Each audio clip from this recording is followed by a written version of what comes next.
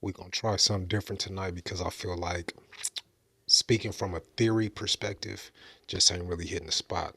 So we're going to get real.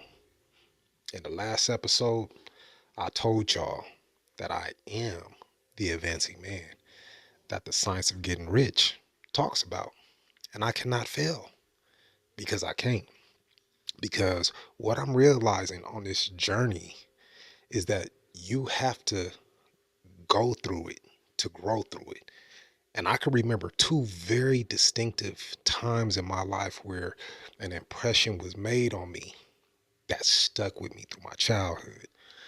Now, as a man, I'm working to get away from these ideologies, not knowing as a kid that it would sabotage and jeopardize my future and my relationships as a man.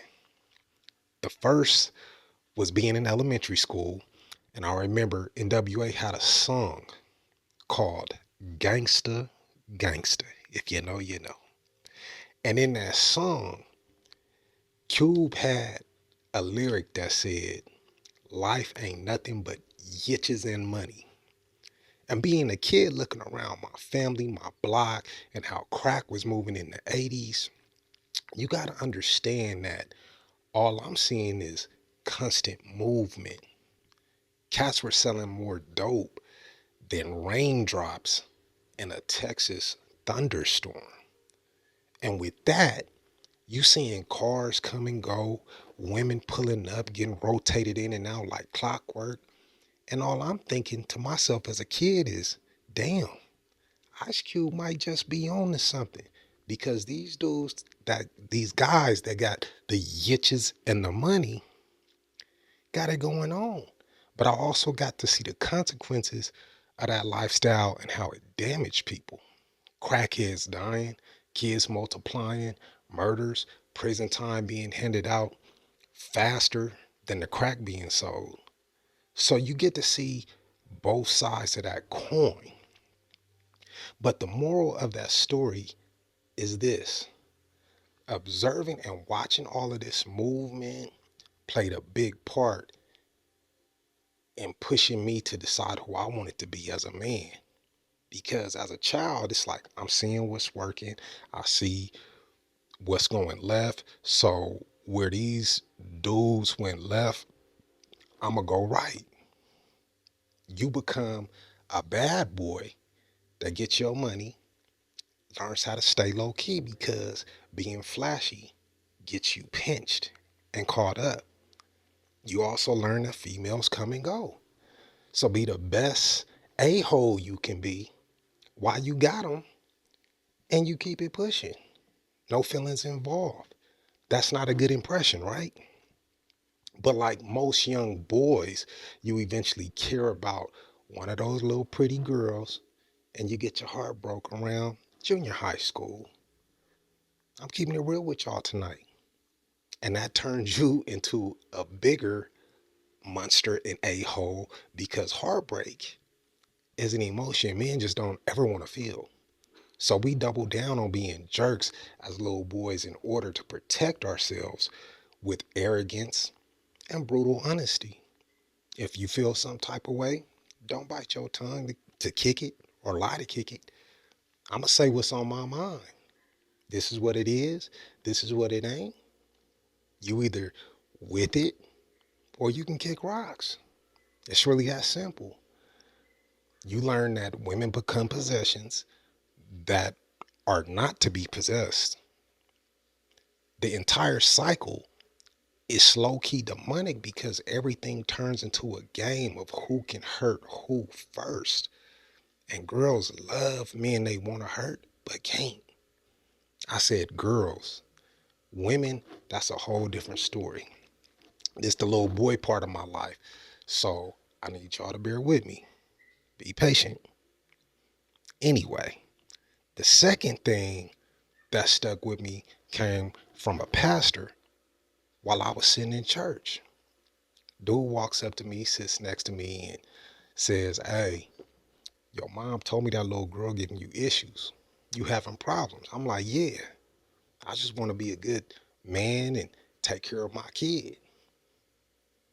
Bro tells me straight up, I'm going to tell you exactly how to handle this situation, but you got to listen and you got to follow through. When you walk through the front door and she ain't acting right, leave through the back door. And I bet you when you come back through that front door, she gonna be acting right. And I know y'all watching this like, hold up, did he just say pastor and this happened in church? Yes, I said exactly what I said. This is a true story, absolute true story. So me being a young man, I did what the man told me to do. And unbeknownst to me, it worked. But you have to also understand when you move like that and you young and you don't know no better, chicks get crazy because you don't care and they want you to care. But you can't care because when you cared, it wasn't respected. So you went to the dark side. It's twisted as hell, but I'm just telling y'all what it is and what it ain't. Anyway, now I got these two pieces of bad advice in my life, right? I'm living reckless, and then on top of everything else, here comes my dad. I'm a late teenager around this time, right? And he tells me, son, always keep your own place. That way, when it's time for a chick to go, she don't want to act right. All you gotta do is tell her to get up out of here. Because if you ever meet a chick on her territory, things gonna be fine as long as the relationship is good. But the minute she get mad at you, she gonna start saying everything in that house is hers. Always have your own because can't nobody take that from you. So I always stood on that. Therefore, I always have my own place. You feel me? Not to mention, when a chick would live with me, I'd always have my own extra room. She get mad or catch an attitude, I just go to my room and keep it moving. You know, Pops didn't sleep with his wife in the same room, so that was another thing I picked up and I got it honest and learned this as a child from observation. Dude had everything he needed in his room. He had fridge, snacks, he had his toothpicks, jewelry. The man had guns, a stereo system, bed, VCR, TV, a lazy boy chair. I can't make this up. But the thing of the thing is this: all of these learned behaviors left people hurt, including myself. I never learned how to use my words. I was like low key, quiet, always minding my business, always respectful. So when I got disrespected, I was with that action. I didn't know emotional intelligence that I'm teaching y'all every night even existed. I didn't care what anybody had to say to me because it was always my way or no way. Ain't nothing to talk about. Absolutely nothing to discuss. But eventually, you grow up and you meet your match when you get older.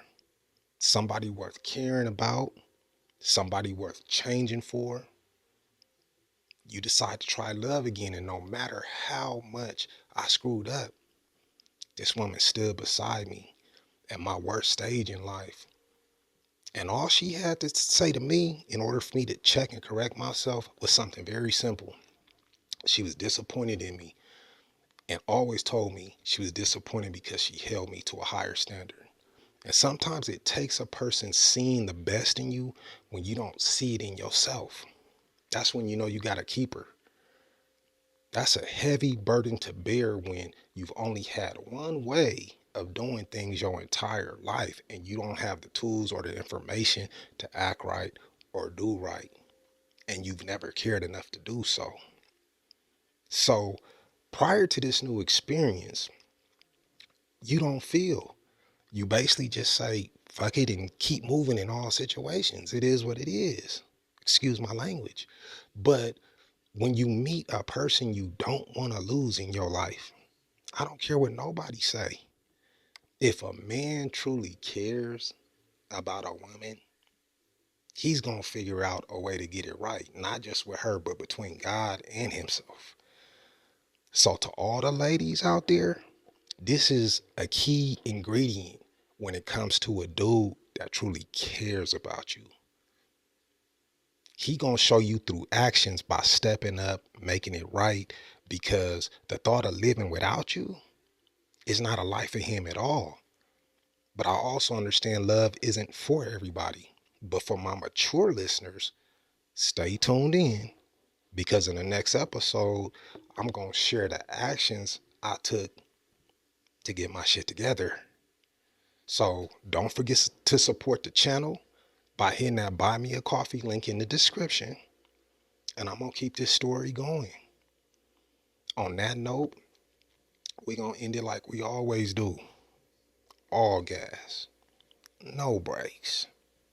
Lock in. Peace.